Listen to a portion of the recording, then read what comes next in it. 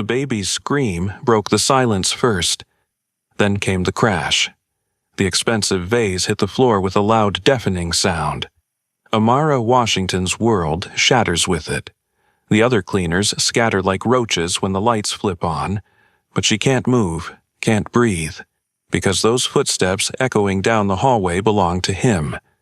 The man whose floor no one disturbs, the man whose name is whispered like a curse, and he's coming. Hey lovelies, welcome to the channel. Please like and subscribe. Amara's hands won't stop shaking as she stares at the wreckage scattered across the 42nd floor hallway. 18 months in Seoul. 18 months of keeping her head down, of being invisible. And now this.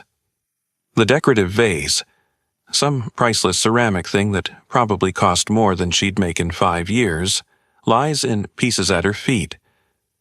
And her daughter Zuri is still wailing against her back, little body writhing in the carrier. "You stupid girl." Mrs. Kim's voice cuts through the chaos, sharp and panicked. The supervisor's face has gone the color of old paper, her eyes wide with something that looks like genuine terror. "Do you know whose floor this is?"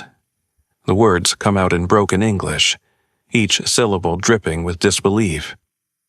"Do you know who lives here?" Amara knows. Everyone knows. The 42nd floor of Seoul's most exclusive building belongs to Kang Min-jun, and that's all anyone will say about him. The security guards won't meet your eyes if you mention his name.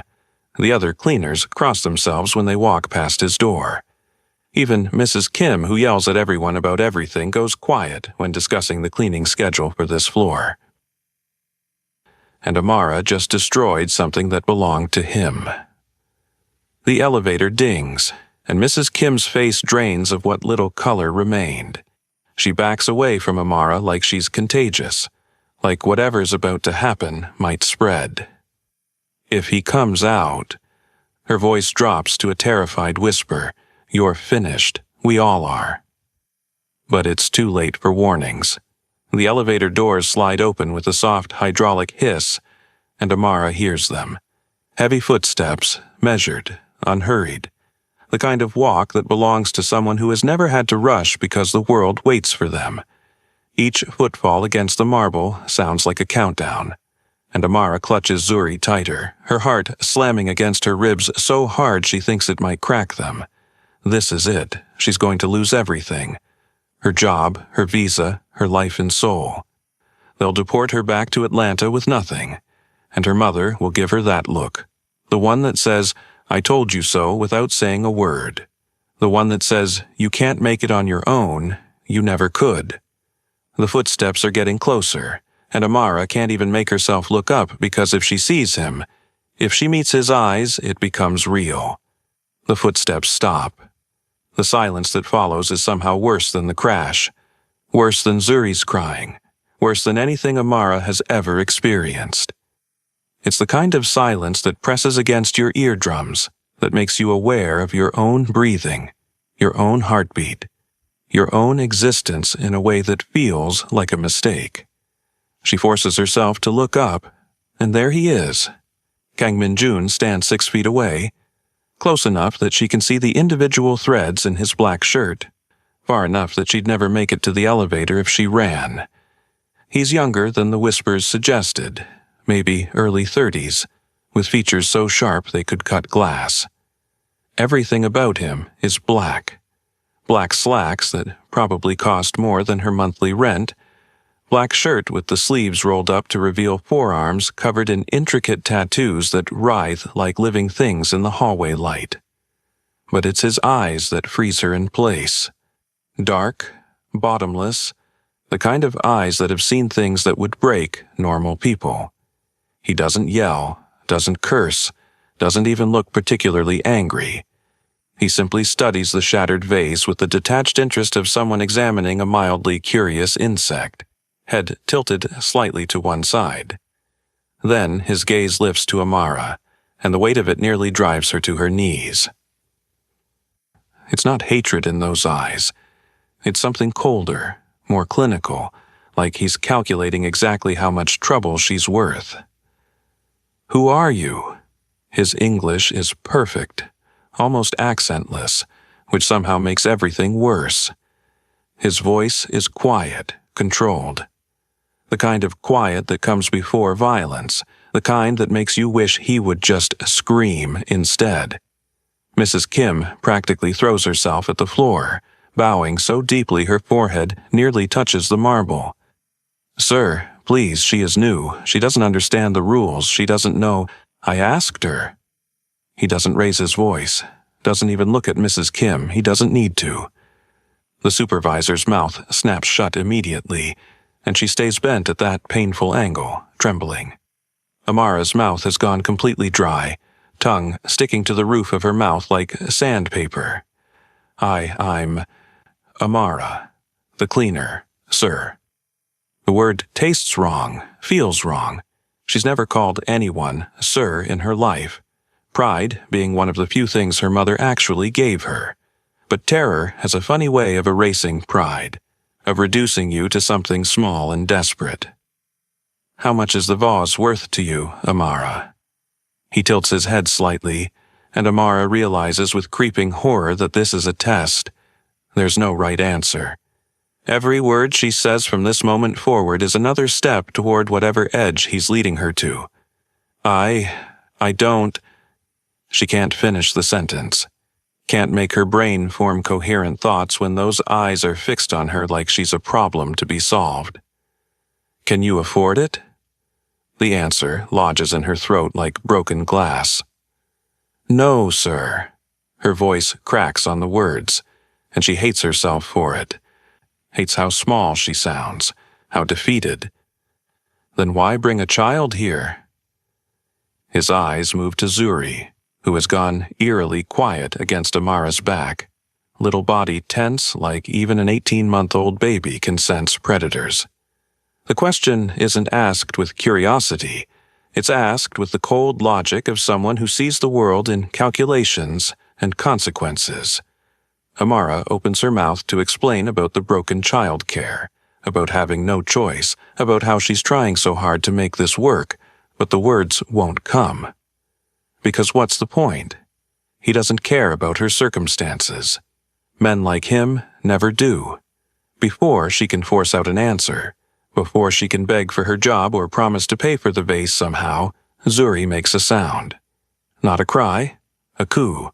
A happy, delighted sound that babies make when they see something that brings them joy. Amara feels her daughter shift in the carrier, feels those tiny arms reaching out, and then the world tilts sideways because Zuri is reaching toward him, toward Kang Min-jun, toward the most dangerous man in the building. "Da-da," Zuri squeals, her face breaking into that bright, gummy smile that usually melts Amara's heart. "Daddy!" Time stops. Actually stops. Amara can hear her own heartbeat in her ears, can feel the blood draining from her face, can sense Mrs. Kim's sharp intake of breath somewhere behind her. The other cleaners, scattered down the hallway like frightened birds, have frozen into living statues. Nobody moves, nobody breathes. "No, no, baby, no." Amara reaches back frantically, trying to keep Zuri from reaching toward him, words tumbling out in a panic-stricken flood. "I'm so sorry, sir." She's just a baby. She doesn't know what she's saying. "I'm so sorry, please, Her fingers fumble with the carrier straps, shaking so badly she can barely work the clips. She manages to unhook it and pulls Zuri into her arms, holding her daughter against her chest like a shield, stumbling backward until her shoulders hit the wall. I'm so sorry. She calls everyone that. She doesn't understand. Please don't. But Zuri starts crying immediately. Not the angry cry, or the hungry cry, or even the tired cry.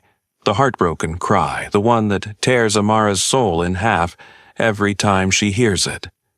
Fat tears roll down her daughter's brown cheeks, and her little arms stay outstretched toward Kang Min-jun, fingers grasping at air.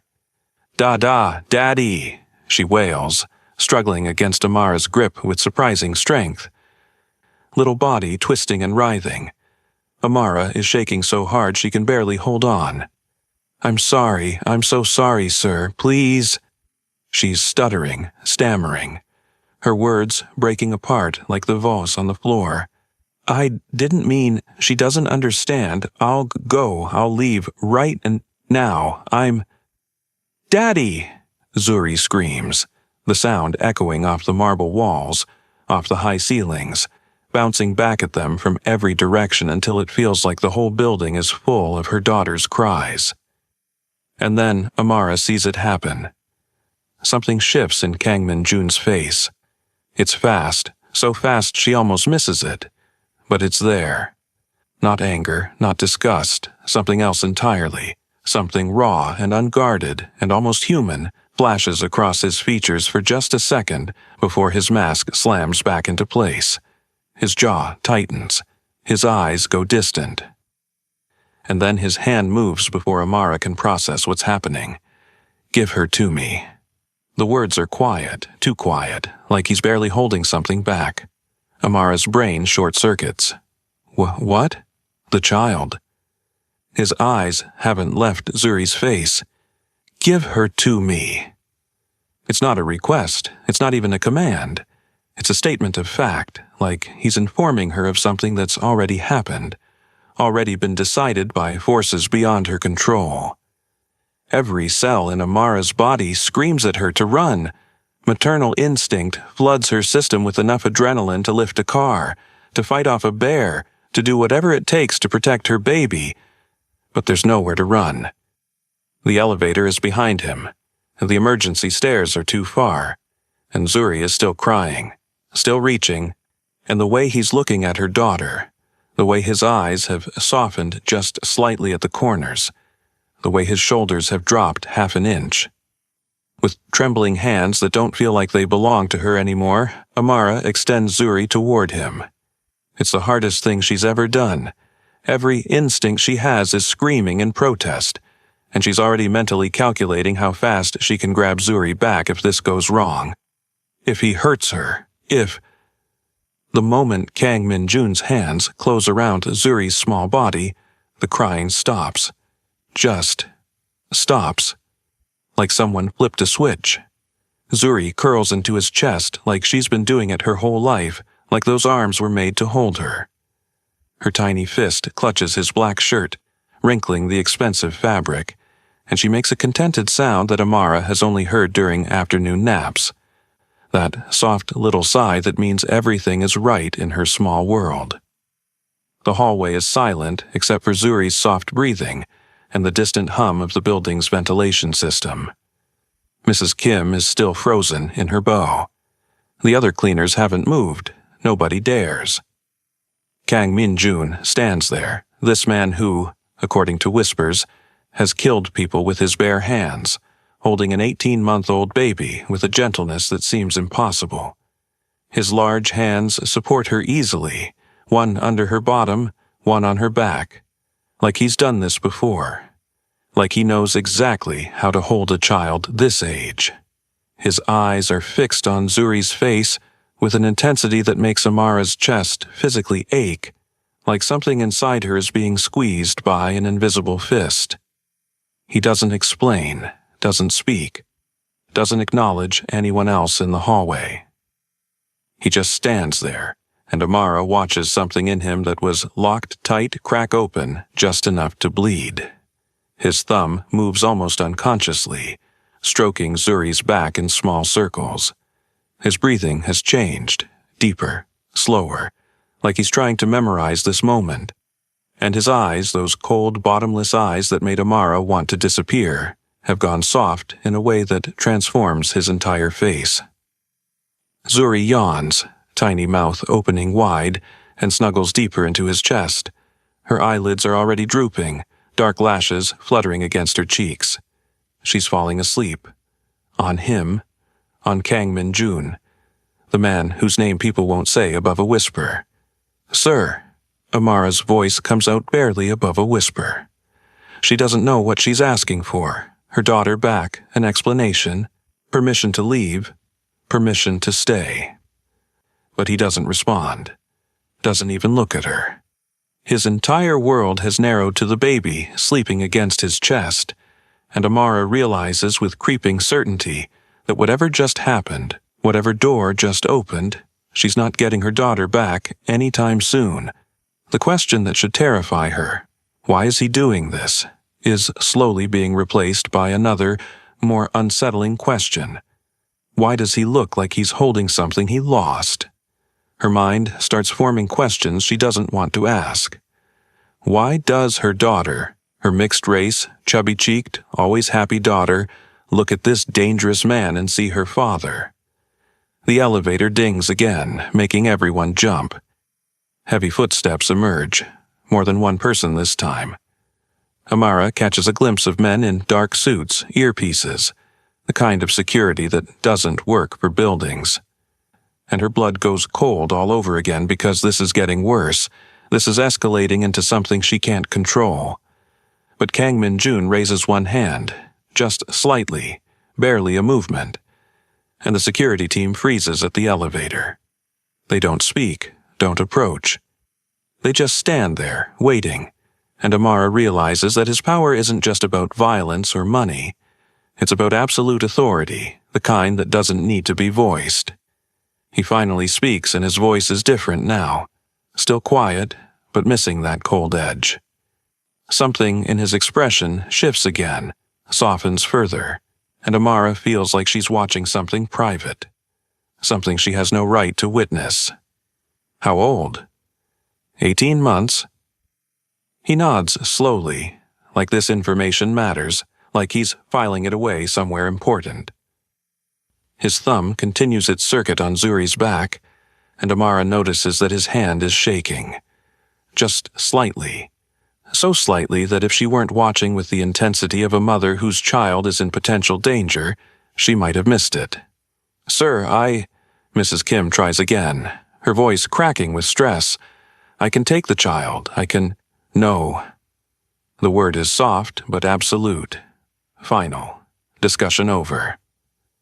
Mrs. Kim's mouth snaps shut again, and she looks at Amara with something that might be pity or might be terror or might be both.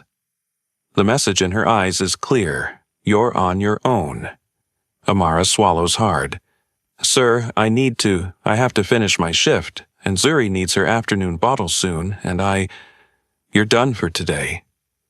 He finally looks at her, and his eyes are different now. Still intense, still powerful, but missing that predatory calculation. "Come with me."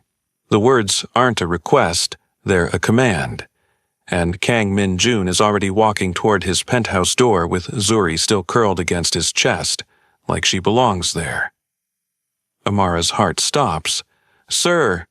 She stumbles after him, panic flooding her system so fast she can barely breathe. "Please, I just need my daughter. Mrs. Kim." He doesn't look back, doesn't slow down, just keeps walking with that measured stride that makes clear he's never had to ask for anything twice in his life. "Leave. All of you." The cleaning staff vanishes like smoke. 1 second they're there. Mrs. Kim with her terrified eyes.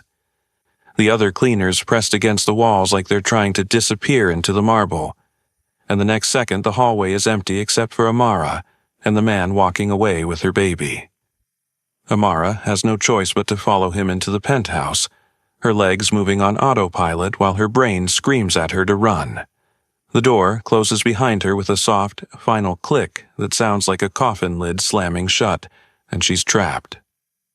Trapped in the home of the most dangerous man in Seoul. And he has her daughter, and she doesn't know what he wants, but she knows it can't be good because men like him don't do things without reason. Inside, the space is exactly what she expected. All cold minimalism, black leather furniture that looks like it's never been sat on. Floor to ceiling windows, overlooking Seoul's glittering skyline like the city is just another thing he owns. What she didn't expect was how empty it feels. Not empty like vacant, but empty like abandoned, like a mausoleum. Like a place where something died and nobody bothered to bury the body. Kang Min-jun walks to the massive windows, still holding Zuri, who has started playing with his collar, tiny fingers tugging at the expensive fabric. The afternoon sun cuts across his face, highlighting the sharp angles of his jaw, the shadows under his eyes that suggested he doesn't sleep much. Sit.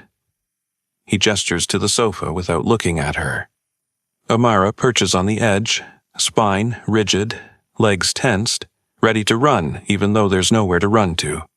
Sir, please, I don't understand what's happening. Where is the father? He cuts her off, his eyes still fixed on Zuri's face like he's memorizing every detail. The question catches her off guard. Her jaw tightens. Not in the picture, never was. She doesn't elaborate. Doesn't mention the college boyfriend who disappeared the moment she told him about the pregnancy. Doesn't mention the shame in her mother's voice when Amara said she was keeping the baby. Doesn't mention any of it because this man doesn't deserve her life story. He nods slowly, like this confirms something he already suspected. Why are you in Seoul? I needed work, fresh start. My Korean isn't great, so cleaning was... She trails off, realizing how pathetic it sounds. Why is she explaining her life to him? Why is she answering these questions like he has a right to ask them? You have a visa? His tone shifts slightly, still quiet. But now there's an edge of something that might be concern, or might be calculation. Yes, working visa, everything's legal, I swear. The words tumble out in a rush, because the last thing she needs is immigration problems on top of everything else. How much do they pay you? He finally turns to look at her, Zuri dozing against his shoulder now, and the weight of his gaze makes Amara want to sink into the expensive leather and disappear. What? How much do they pay you to clean this building? He repeats the question like it's the simplest thing in the world, like he's asking about the weather instead of dissecting her entire financial situation. Amara tells him the amount, her voice barely above a whisper. His expression doesn't change. But something cold and furious flashes in his eyes, there and gone so fast she almost misses it. That's below minimum wage. It's not a question. It's a statement of fact, and the quiet rage underneath it makes Amara's skin prickle with something that isn't quite fear. I know, but I need... Where do you live? He cuts her off again, and Amara is starting to understand that this is how he operates. Quick, efficient, extracting information like he's conducting an interrogation. Goshiwon, near Gangnam Station. She doesn't mention that it's barely bigger than a closet, that she and Zuri share a single mat on the floor, that the walls are so thin she can hear her neighbors breathing at night. She doesn't mention that she cries sometimes when Zuri is asleep, wondering what the hell she's doing, how she ended up here, whether she made a mistake coming to Seoul at all. He's quiet for a long moment watching Zuri sleep, his thumb moving in small circles on her back in a gesture so unconsciously tender it makes Amara's chest ache. When he speaks again, his voice is softer than she's heard it, softer than she thought possible from a man whose reputation is built on violence. What's her name? Zuri. It means beautiful in Swahili. The words come out gentler than she intended, because talking about her daughter always makes her soft, always reminds her why she keeps going even when everything feels impossible. Zuri. He repeats it, testing the syllables and something in the way he says it, with careful pronunciation, with respect, with something that almost sounds like reverence, makes Amara's eyes burn with unexpected tears. She blinks them back hard, refusing to cry in front of this man, refusing to show weakness. He looks at Amara then, really looks at her for the first time since she walked into his apartment, and his eyes aren't empty anymore. They're full of something complicated and painful, something that looks like grief wrapped around a core of determination. And then he asks a question that changes everything. Do you believe in fate, Amara? The question hangs in the air between them like a test, like a bridge that will either hold or collapse under the weight of whatever comes next. Amara doesn't know how to answer, because she stopped believing in fate the moment she realized she was pregnant and alone, the moment she understood that the universe doesn't care about fairness or justice or happy endings. But before she can answer, he continues. And his next words reshape her entire world. I need someone I can trust in my home.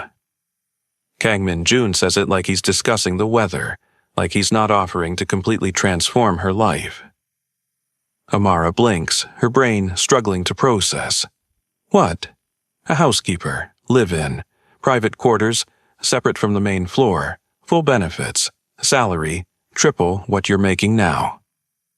He lists the terms with clinical precision, but his eyes never leave her face, watching for her reaction, calculating her response before she even gives it. I don't understand. Why would you?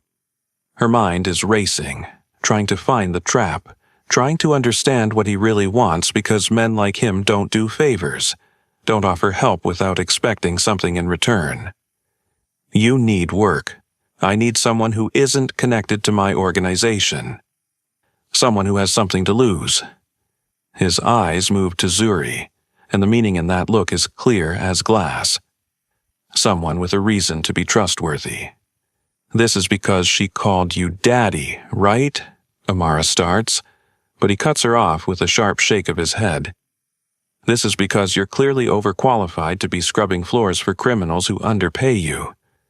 His voice hardens, taking on an edge that reminds her exactly who she's talking to. The building management is connected to a rival group. You didn't know that, did you? Amara's blood runs cold. No. The word comes out strangled because she didn't know, had no idea she was caught in the middle of something dangerous, that she was working for people who might use her as leverage or worse. You would have been used eventually.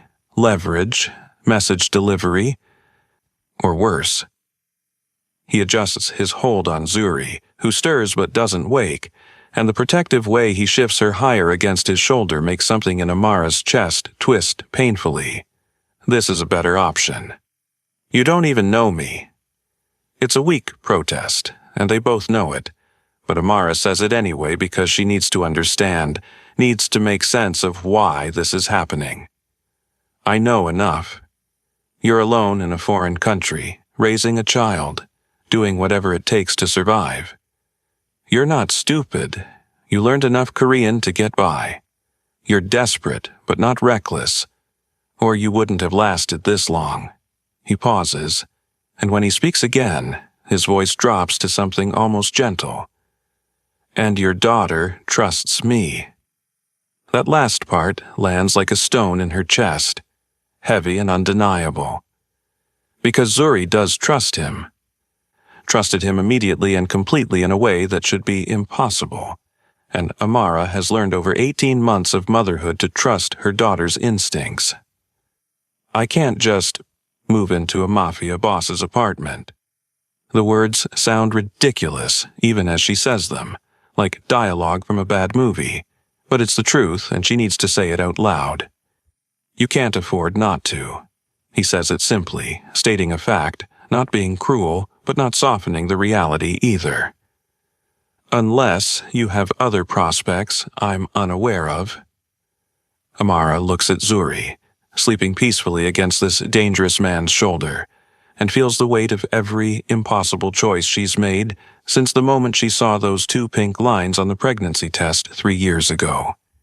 Every decision that led her here, to this moment, to this apartment, to this man who is offering her a lifeline but might also be offering her a noose. What would I have to do? Her voice is steadier than she feels, but she needs to know, needs to understand exactly what she's agreeing to before she makes a decision that will change everything. Clean, cook occasionally, maintain privacy about what you see and hear. Don't ask questions about my business.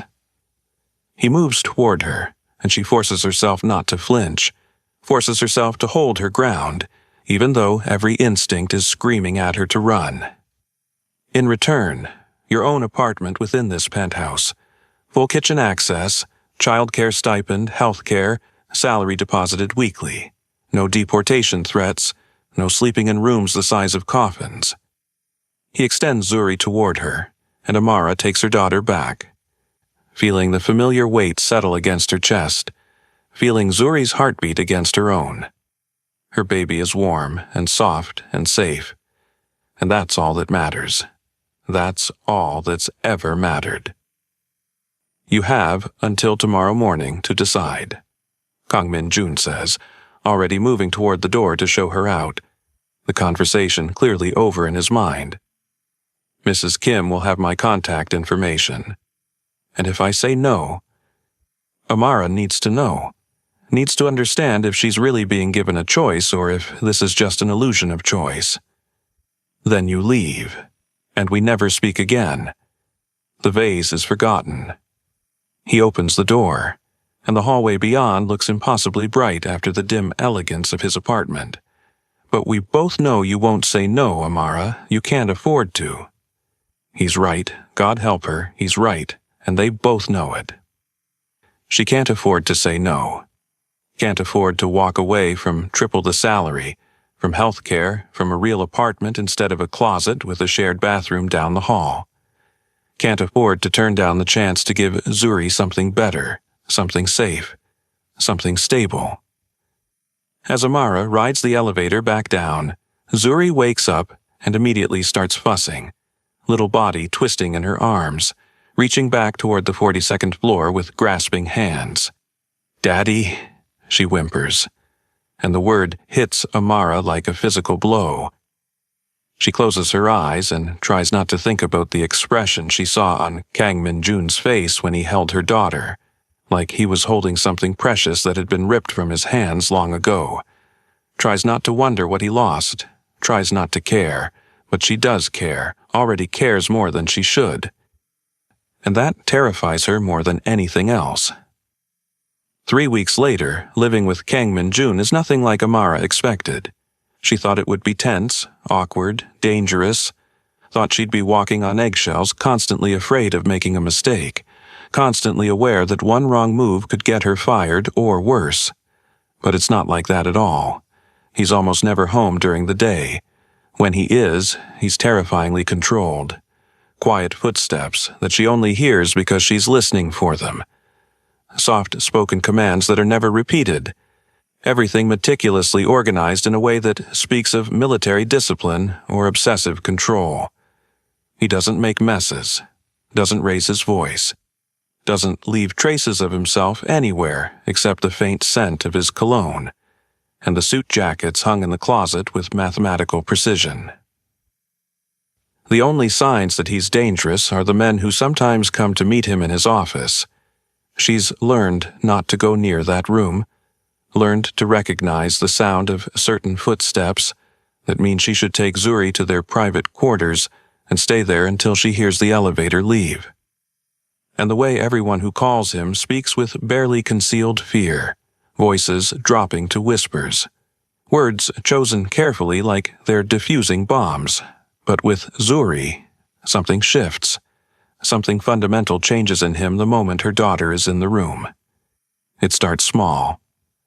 The second morning after they move in, Amara finds Kang Min-jun sitting on the floor of the living room.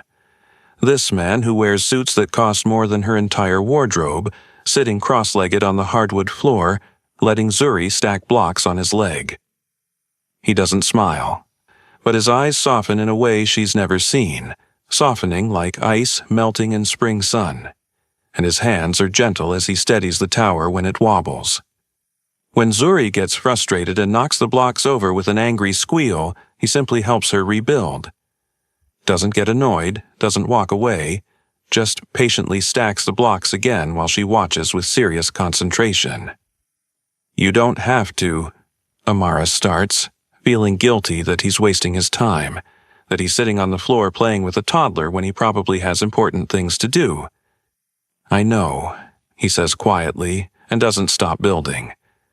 By the end of the first week, it becomes routine. Zuri toddles to him the moment he walks through the door, little legs pumping as fast as they can, arms outstretched and squealing, "Daddy, Daddy," in that high, excited voice that makes Amara's heart clench. He picks her up without hesitation, without even setting down his briefcase first, carrying her while he reviews documents or makes phone calls in Korean that Amara pretends not to understand, but is slowly learning anyway. Sometimes she catches him watching Zuri sleep in her playpen, standing in the doorway with his expression unreadable, but his hands clenched into fists at his sides, like he's physically restraining himself from something, like he's fighting a battle that nobody else can see. One night, 3 weeks in, Amara works up the courage to ask. She's been holding the question since the day they moved in, holding it like a burning coal in her mouth, afraid of what the answer might be but unable to stay silent any longer. She finds him on the balcony after Zuri's bedtime, smoking a cigarette, a habit she's noticed he only indulges in late at night, when he thinks nobody's watching. The city spreads out below them like a circuit board, millions of lights glittering in the darkness, and he looks small against it somehow, despite his power, despite everything he controls. "Can I ask you something?" she says quietly, stepping out into the cool night air. He doesn't turn around. "You can ask." It's not permission to get an answer, just permission to ask, and they both understand the distinction. "Why did you really offer me this job?" The question hangs between them, heavy with everything she's not saying. "Why do you look at my daughter like she's breaking your heart? Why do you hold her like she's made of glass? Why do your hands shake sometimes when you think nobody's watching?" The silence stretches so long she thinks he won't answer, thinks she's crossed a line and he's going to shut down or get angry or tell her to leave. But then, "I had a daughter." Amara's breath catches. The words are simple, past tense, and they explain everything and nothing all at once. "She would have been 3 years old next month. My wife went into labor early. Complications." His voice is flat, emotionless. The kind of flat that comes from telling a story you've told yourself so many times it's lost all meaning, but his hands tremble slightly as he takes another drag. "They tried to save them both. By the time I got to the hospital, they were already gone." "I'm so sorry," Amara whispers, and the words feel inadequate, feel like trying to fill an ocean with a teaspoon. Her name was going to be Ji-woo. "We had the nursery ready. Paint was still wet on the walls. I was supposed to be there, but I was—" He stops, jaw tight enough that Amara can see the muscle jumping. "I was handling business. Thought I had time. That's not your fault." She steps closer, driven by instinct, by the need to comfort even though she knows it won't help. "Isn't it?" He finally looks at her, and the grief in his eyes is devastating, raw and bleeding like a fresh wound, even though it's been years. "I built an empire on violence, made enemies who would have used them as leverage. Maybe it's better they never—" His voice cracks, just barely, just enough to reveal the man underneath the monster. "Maybe they're safer gone." Amara steps closer without thinking, close enough that she can smell the cigarette smoke and his cologne and something underneath that's just him. "Don't say that. Don't ever say that." "Why?" The word is sharp, defensive, angry. "You don't know what I've done, what I am. I know you rebuilt my daughter's block tower 6 times this morning without complaint. I know you bought the organic baby food, even though I said the regular kind was fine. I know you stood outside her door for 10 minutes last week when she was crying from a nightmare, like you wanted to help but didn't think you had the right." Her voice shakes, but she doesn't stop, can't stop now that she started. "I know that whatever you were, whoever you've hurt, Zuri sees something good in you, and babies don't lie." Kang Min-jun stares at her for a long moment, his eyes searching her face like he's trying to understand how she can say these things, how she can see anything in him worth defending. Then he looks away, his voice rough. "She looks like her, my Ji-woo, same eyes, same smile." He swallows hard, Adam's apple bobbing. "When Zuri called me daddy, for a moment I forgot. I just forgot they were gone. Amara feels tears slip down her cheeks, hot against her skin in the cool night air. I'm sorry she made you remember. Don't be. He stubs out his cigarette with more force than necessary. Remembering hurts, but forgetting is worse. He walks past her back into the penthouse, and Amara stands there on the balcony, understanding for the first time that she's not just living with a monster. She's living with a man whose heart was murdered, and who's been trying to bury the body ever since. And somehow, impossibly, her daughter is teaching him how to dig it back up. 5 weeks later, Amara wakes to the sound of breaking glass, and for a split second she thinks she's back in that hallway, back on the 42nd floor with the vase shattering at her feet and her whole world about to collapse. But this is different. This is worse. It's 2 a.m. and the darkness in her room feels thick, suffocating, wrong. Zuri is crying, not her normal cry, not the tired, fussy sound she makes when she wants attention, but a scared cry that shoots pure adrenaline straight into Amara's veins. And there are voices in the penthouse. Too many voices, speaking rapid Korean laced with threats she doesn't need to understand to recognize as dangerous. She's out of bed before her brain fully processes what's happening, running on pure maternal instinct. She grabs Zuri from the crib, pulling her daughter against her chest, feeling that small warm body trembling with fear. Her hands are shaking so badly she can barely hold her phone, but she manages to pull it from the nightstand, manages to dial the number Kong Min Jun made her memorize on her first day. If anything ever happens, call this number first. Not the police, never the police. The line connects on the first ring. Amara? His voice is sharp, alert, completely awake despite the hour, and she can hear the sound of movement, of him already moving before he even knows what's wrong. There are men in the apartment. She whispers it, voice shaking, trying to keep quiet even though her whole body is screaming to run, to hide, to protect her baby. I don't know how they got in. Stay where you are. I'm 5 minutes away. The sound of a car engine roaring to life comes through the phone, aggressive and fast. Don't come out, no matter what you hear. The line goes dead, and Amara is alone with the darkness and the voices and the terrible understanding that 5 minutes might as well be forever. Zuri whimpers against her chest, and Amara backs into the closet, pulling the door almost shut but leaving it cracked just enough to see. She clamps a hand over her daughter's mouth, hating herself for it, but knowing they need to stay silent, knowing that one sound could get them found, could get them killed. Zuri's eyes are wide and terrified in the darkness, and Amara can feel her little heart racing against her own. She hears footsteps, heavy boots on hardwood, moving through the penthouse with purpose. The door to their private quarters slams open so hard it hits the wall, and Amara flinches, pressing herself further back into the corner of the closet, making herself as small as possible. Find them. Someone barks in Korean, voice rough and angry. The woman and the baby. Lee wants them alive. Amara's blood turns to ice. This isn't random. This isn't a robbery or a mistake. They came for her, for Zuri.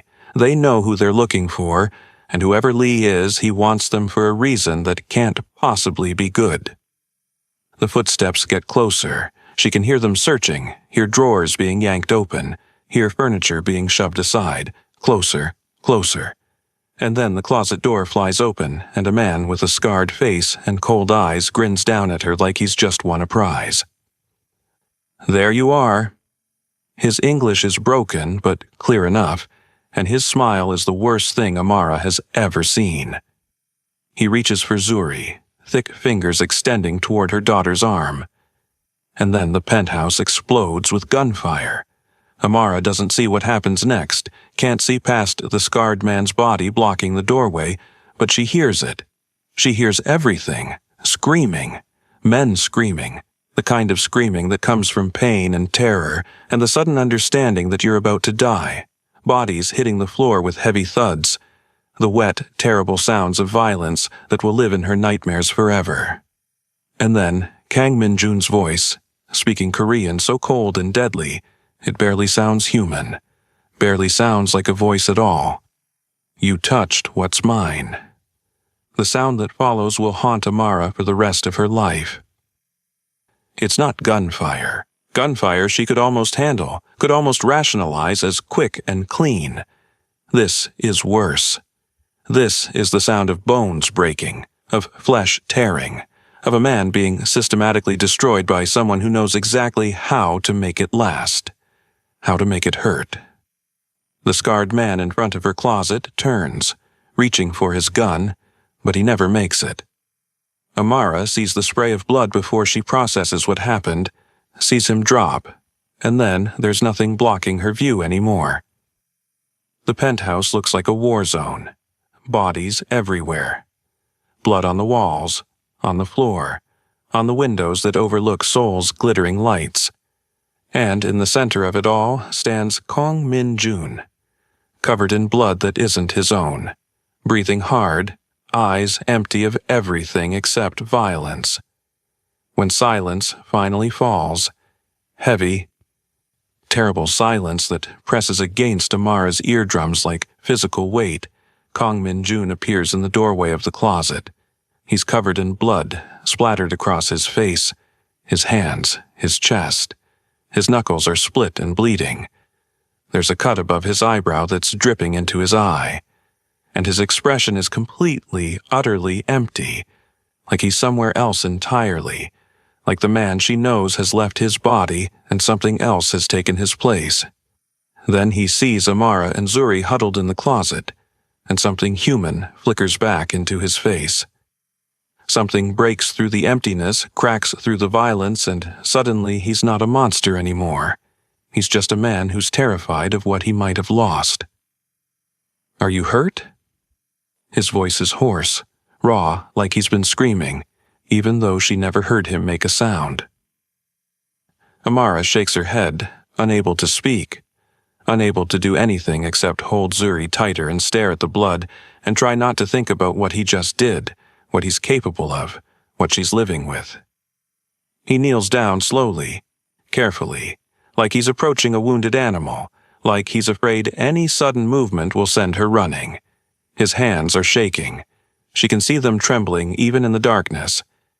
And there's something in his eyes that looks like fear. Actual fear. "Give her to me." Amara should be terrified. She just heard him kill at least 4 men. Heard it in graphic, brutal detail. Heard him break them apart with his bare hands. Should be running. Should be grabbing Zuri and getting as far away as possible from this man, this monster, this killer. But when she looks into his eyes, all she sees is the same man who rebuilt block towers and bought organic baby food and stood outside Zuri's door when she had nightmares because he wanted to comfort her but didn't think he had the right. She places Zuri into his arms, and the moment his hands close around her daughter, something in his face just breaks. His eyes close. His jaw clenches. His shoulders shake with something that might be relief, or might be grief, or might be both. Zuri, who witnessed none of the violence but felt all of the fear, who was crying just moments ago, looks up at Kang Min-jun's blood-splattered face with those big, dark eyes. She reaches up, pressing her tiny hand against his cheek, right over the cut above his eyebrow, and the gesture is so gentle, so trusting, that Amara feels tears burning in her eyes. "Daddy," Zuri says it softly. Not a question, not a plea. A statement, a fact, an acceptance of something fundamental and unchangeable. Kang Min-jun closes his eyes, and for the first time since Amara has known him, tears slip down his face, cutting clean tracks through the blood. His arms tighten around Zuri, holding her like she's the only thing keeping him anchored to the world, like without her weight against his chest he might just float away into the violence and never come back. "I won't let anything happen to you." He whispers it against Zuri's hair, his voice breaking on the words, "Either of you, I swear it." And Amara, watching this man, This killer, this monster, this broken father who lost everything and is desperately trying not to lose it again, realizes something that should terrify her but doesn't. She believes him. God help her. She believes every word. 6 months later, the penthouse has changed in ways that would have seemed impossible that first day when Amara walked in holding a crying baby and facing down the most dangerous man in Seoul. There are toys in the living room now. Colorful blocks and stuffed animals and a plastic tea set that Zuri insists on using for tea parties every afternoon. Kang Min-jun pretends to trip over them sometimes, makes a show of being annoyed, but he never actually moves them, never suggests putting them away. The chaos seems to bring him some kind of peace that his previous perfect order never did. The second bedroom has been converted into a proper nursery. Not because Amara asked, but because he insisted. He spent 3 weeks getting it perfect, consulting with designers, ordering furniture, painting the walls himself because he said the color the painters used wasn't quite right. Amara came home one day to find him on a ladder with paint in his hair, and the sight of it, this powerful, dangerous man, carefully painting stars on a ceiling for a child who isn't even his, made her fall just a little bit more. The news reported that Lee Sang-woo, head of a rival organization, was found dead along with 15 of his men. The official story was gang violence, a territory dispute that got out of hand. The truth was simpler, cleaner, more final. He threatened what belonged to Kang Min-jun, and Kang Min-jun doesn't give second chances to people who threaten his family. No one has bothered them since. No one would dare. Amara watches from the kitchen as Kang Min-jun sits on the floor. He's always on the floor now. Has basically given up on furniture when Zuri is around, letting her paint his hands with washable markers. He's wearing a suit that probably costs $3,000, and he doesn't care that it's getting ruined. Doesn't care that there's purple marker on his sleeve and green on his collar. Doesn't care about anything except the little girl who's giggling as she decorates his hands like they're her personal canvas. "Daddy pretty," Zuri announces, holding up her artwork with pride, showing off the swirls and dots she's created. "Very pretty," he agrees seriously, examining his painted hands like they're a masterpiece, like she's Picasso and he's honored to be her medium. Amara's heart clenches. She never meant to fall for him, never meant to see the man beneath the monster, never meant to notice the way he laughs at Zuri's jokes or the way he reads her bedtime stories with different voices for all the characters, or the way he looks at Amara sometimes when he thinks she's not watching, like she's something precious, something worth protecting, something that might save him if he just holds on tight enough. But somewhere between late-night conversations on the balcony and shared fears whispered in the darkness, and the way he looks at Zuri like she hung the moon and painted the stars, she fell hard and fast and completely, and there's no going back now. Kang Min-jun looks up and catches her staring. Something soft passes between them. Understanding, perhaps. Or permission. Or the acknowledgement of something that's been building for months, growing in the spaces between words, in the moments when their hands brush accidentally, in the way they've become something like a family without ever discussing it. He stands, scooping Zuri up with practiced ease. "Time for bed, little artist." "No!" Zuri protests automatically, but she's already rubbing her eyes, already yawning, and they all know it's just for show. Amara follows them to the nursery, watching as he tucks Zuri in with the same careful gentleness he uses for everything involving her daughter. He sits on the edge of the bed, stroking her curls until her eyes start to close, humming something soft and Korean that Amara has never heard before, but recognizes as a lullaby. "She's lucky to have you," Amara whispers when Zuri finally falls asleep, and she means it with every fiber of her being. "I'm the lucky one." He says it quietly. eyes still on Zuri's sleeping face. Then, after a pause that stretches just long enough to feel significant, "Stay." "What?" Amara's heart skips. "Stay, not as my employee, as—" He struggles with the word, jaw working like it's difficult to force out. "As family, both of you." Amara's eyes burn with tears she refuses to let fall. Min Jun. His name feels different in her mouth now, without the sir, without the distance. Just his name, just him. "You don't have to answer now. But I need you to know. You saved me. Both of you." He looks at Zuri's sleeping face, and his expression is so full of love it almost hurts to witness. "She gave me a reason to be something other than a monster. You showed me I could be." Amara takes his hand, scarred, dangerous, gentle, and holds it tight. "You were never just a monster. You just needed someone to see you." He pulls her close, and she lets him, resting her head against his chest where his heart beats steady and sure, where she can hear the proof that he's human, that he's real, that he's hers if she's brave enough to claim him. "I see you," she whispers against his shirt. "I see all of you."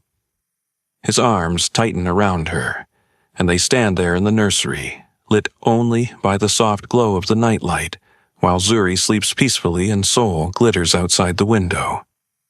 Outside, there are 1,000 dangers, rival gangs and enemies and violence that never really stops.